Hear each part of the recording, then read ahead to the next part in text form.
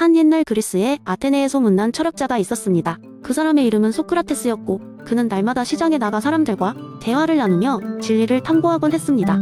어느 날 아테네 최고의 화가로 알려진 필리포스라는 이름의 자부심 강한 예술가가 소크라테스에게 다가왔습니다.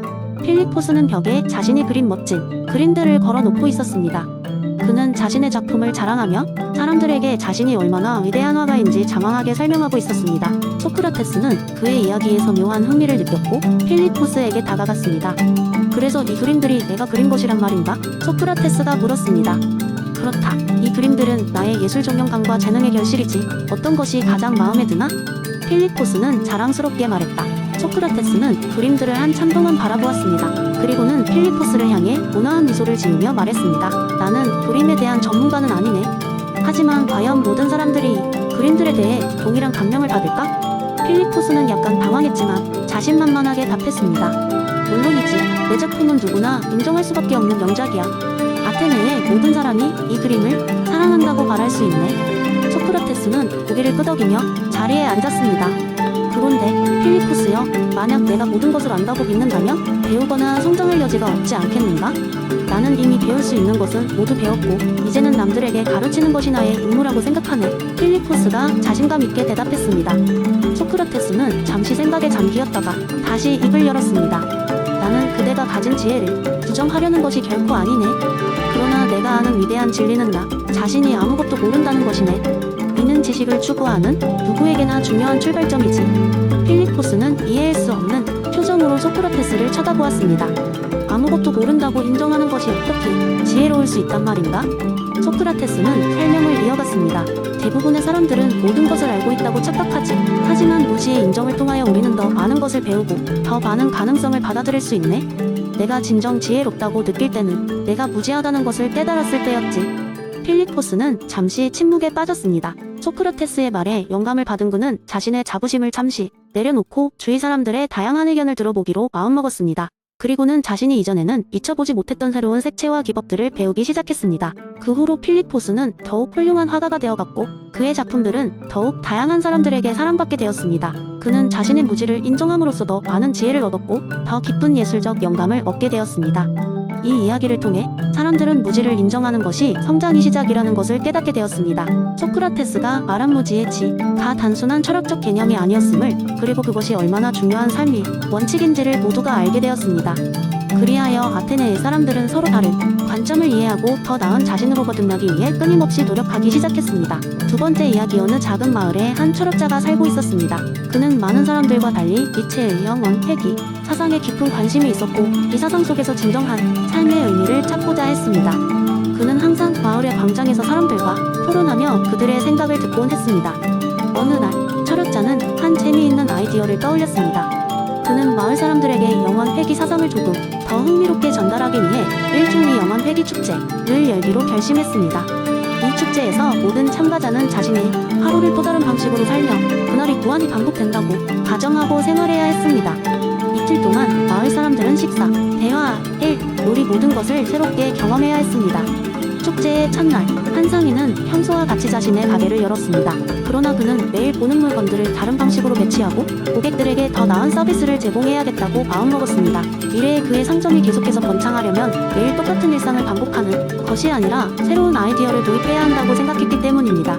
그가 작은 변화들을 시도하면서 상점은 점점 활기를 띠기 시작했고 고객들도 그의 혁신적인 접근에 기분 좋아하며 만족해했습니다. 한편 마을의 대장장이인 젊은 남자는 그동안 하지 않았던 일을 하기로 결심했습니다. 그는 항상 바빠서 마을 광장에서 여유를 즐기는 시간이 없었습니다. 그러나 영원 회귀 축제를 통해 그는 작은 행복과 여유를 찾기로 했습니다.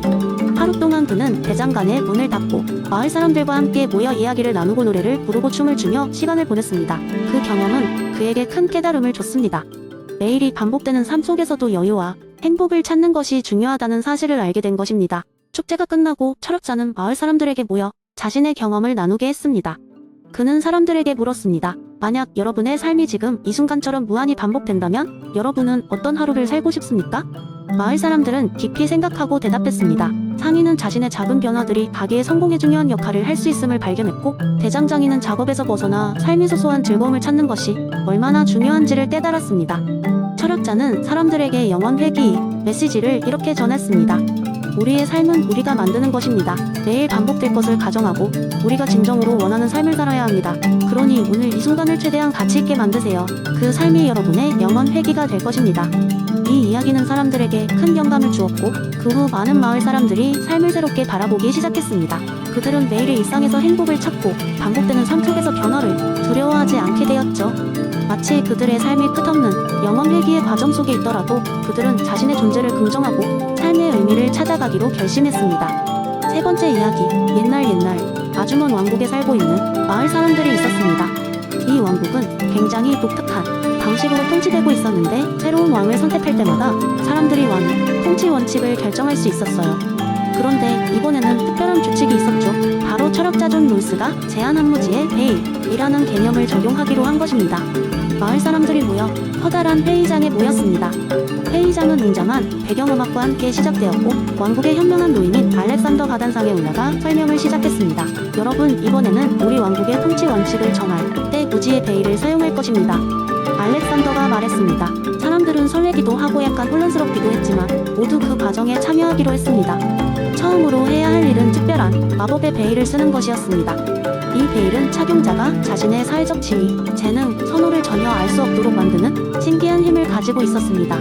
사람들은 저마다 무지의 베일을 썼고 이제는 자신이 마을의 장인인지 농부인지 아니면 상인인지 알 수 없게 되었습니다. 이제 여러분은 각자의 역할이나 지위가 아닌 공정하고 정의로운 사회를 만들기 위한 원칙을 생각해야 합니다. 알렉산더가 말했습니다.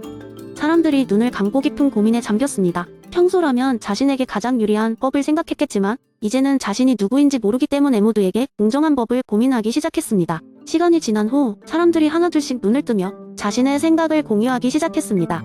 첫 번째로 발표한 사람은 앤이었습니다. 모든 사람은 동등한 교육 기회를 가져야 한다고 생각해요. 어떤 재능을 갖게 될지 아무도 모르니까요. 그러자 모두 고개를 끄덕였습니다. 교육은 확실히 누구에게나 공평하게 제공되어야 한다고 생각했으니까요. 다음으로 발표한 사람은 젊은 청년 빌이었습니다. 저는 모두에게 기본적인 의료 서비스가 제공되어야 한다고 생각합니다. 결국 우리는 건강이 중요하니까요. 역시 많은 사람이 동의했습니다. 건강 문제는 누구에게나 닥칠 수 있는 것이니까요. 마지막으로 올라간 사람은 노련한 농부인 조이였습니다. 그는 기쁜 목소리로 말했습니다. 모든 사람은 안전하고 쾌적한 환경에서 살 권리가 있습니다. 사람들이 어떤 위치에 있든 간에 살기 좋은 터전을 가질 자격이 있다고 생각합니다.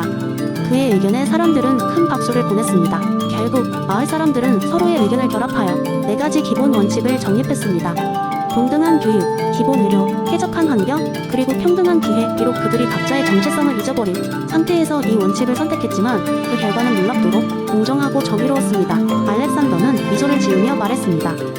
여러분이 선택한 원칙은 무지의 베일을 통해 진정으로 올바르게 선택된 것입니다. 이제 우리는 이 원칙 기반한 새로운 왕국을 만들어 나갈 것입니다. 마을 사람들은 새로운 왕국이 매우 기대되었습니다. 이렇게 해서 무지의 베일은 보다 정의롭고 공정한 사회 시스템을 구성하는 중요한 도구가 되었습니다. 마을 사람들은 자신들이 만들어낸 원칙으로 더 나은 삶을 살게 되었고 그 소문은 멀리 퍼져 다른 왕국에서도 그들의 방식을 따르기 시작했습니다. 이 이야기는 무지의 베일로 인해 사람들의 일상과 사고방식이 어떻게 바뀔 수 있는지를 생생하게 보여줍니다.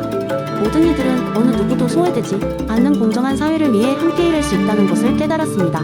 네 번째 이야기, 옛날 옛적 어느 작은 마을이 있었습니다. 이 마을은 풍경이 아름답고 사람들은 다정했지만 때때로 자신들 사이의 차이 때문에 논쟁이 벌어지곤 했습니다. 그들의 돌파구는 마을 광장에 모여 공동의 문제를 토론하고 그 해결책을 찾는 것이었습니다. 그러나 시간이 흐르며 점점 더 많은 사람들이 자기만의 생활에 몰두하게 되었고 마을 사람들 사이의 연결도 약해져만 갔습니다.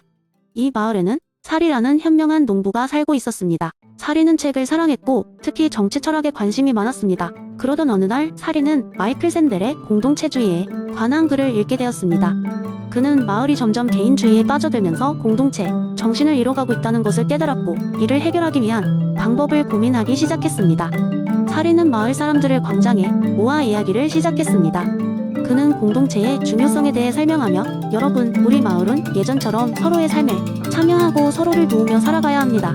이렇게 흩어져 있는 현재의 모습은 우리에게 큰 위험이 될 수 있습니다. 우리가 함께 나누던 웃음과 고민 그리고 기쁨을 되찾아야 해요.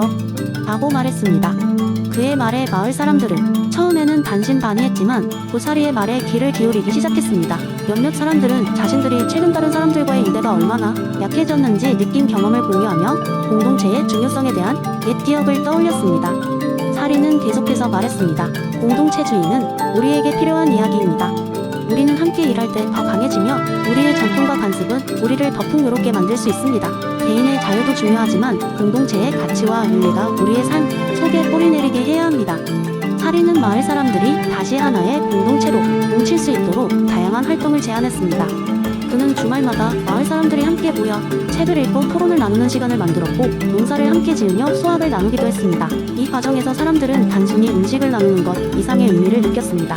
그들의 삶에는 다시 활기가 넘쳤고 서로에 대한 신뢰가 깊어갔습니다. 이러한 경험들은 마을 사람들에게 하나의 철학적 깨달음을 가져다 주었습니다. 개개인이 강할 수는 있지만 서로 연결되어 있을 때 그들은 더 큰 힘을 발휘할 수 있다는 사실을요.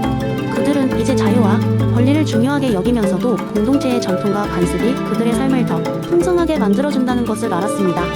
결국 사리의 지도 아래 마을 사람들은 다시금 서로를 위한 삶을 살아가기 시작했습니다. 그들은 공동체를 중심으로 하여 개인의 삶도 더 의미 있게 변할 수 있음을 깨달았고 그들의 마을은 더 밝고 행복한 곳으로 바뀌었습니다. 이렇게 작은 변화가 모여 큰 변화를 만들어낸 것이며 마이클 샌델의 공동체주의는 또 하나의 성공 사례로 남게 되었습니다.